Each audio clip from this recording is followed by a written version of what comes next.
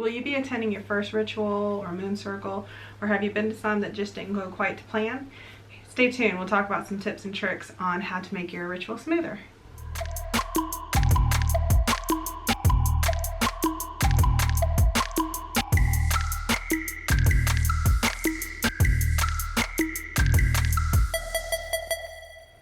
Hi everybody, welcome back to another video by Pan Society. I'm Cherie, and today I want to talk about some tips to make rituals go smoother, especially if you're new to it, or if you've been to some and you're just not as seasoned at it, or maybe organizers need a little bit of help.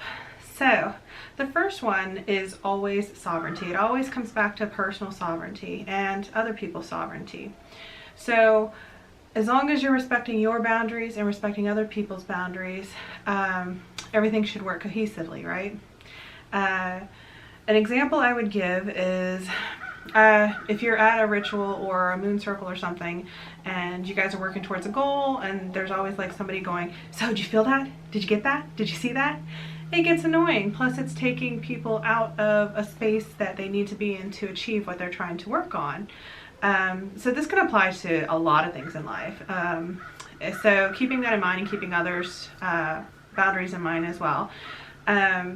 If you are in that situation or somebody else is in that situation, work on some kind of signal to let everybody know that, okay, now it's time to talk, or I'm available to talk to you, whether it be eye contact or some kind of symbol or symbolism that you have worked out ahead of time.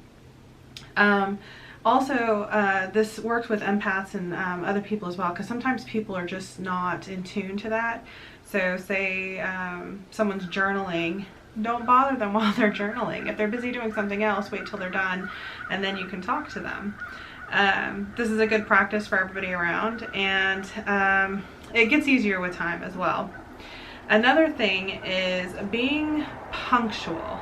I cannot stress this enough. There is always someone who's going to be late, and if I'm hosting a ritual, I shut the door or lock it, or you can't come, because there's so many things that we're doing ahead of time that you're being disrespectful if you can't be on time. Now, I totally understand that there's tons of things that happen in life, traffic, what have you. But it's always to be early, it's always better to be early than it is to be late, because you're just messing up everything for everybody else. And some rituals or practices are done on a specific time schedule. So you have to adhere to that for that person who's hosting, and for everybody else that's involved as well. Another one is, if you're responsible for bringing something, bring it. Like, be very aware of what you signed up for. Make sure you have it. Make sure you have enough for everybody participating if it's one of those kinds of things. Make sure you bring everything you said you were going to bring. I know there's always going to be someone who brings extra even though they're not supposed to, because they're always trying to cover for someone who's not. It's always better to be prepared, and if you know you're not going to be responsible, don't volunteer for that position or any position that you know you can't do or you won't have any control over.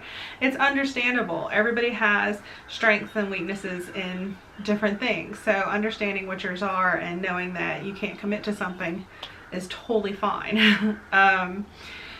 Be aware of what the plan of action is. Like, what are the steps that are involved? Do you need to be there at a certain time? Is the closed circuit, circle, those kinds of things. If you're very aware of what's going to happen, there's less chances of mistakes happening or people not knowing what's going on. So make sure everybody's very clear on what's happening.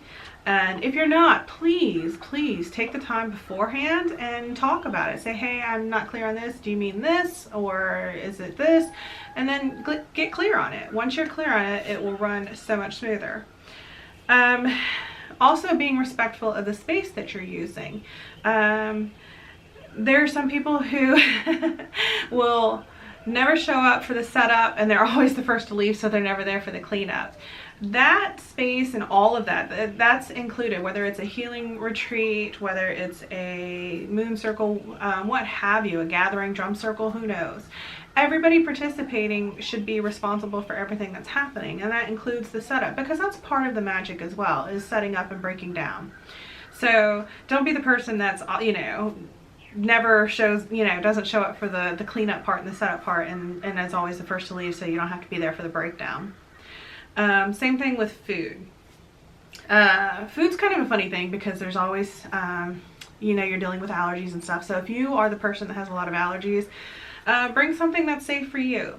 And don't always rely, everybody's going to be helpful and want to provide something, but it's always better to be safe than sorry, because not everybody's always fully aware of all dietary restrictions or whatever. So make sure you always take care of yourself, but always, and especially if it's like a potluck situation, and label everything properly. There's tons of other things that we can talk about. We can go on and on. I'll probably make more videos about it as well. But I would love to hear your stories about crazy things that have happened at rituals or moon circles or gatherings. Comment down below and tell me, or if you have any other tips and tricks that I've missed. Thank you so much for sharing your time with me today. Don't forget to comment, share, like, and subscribe, and I'll see you next time in another pan video.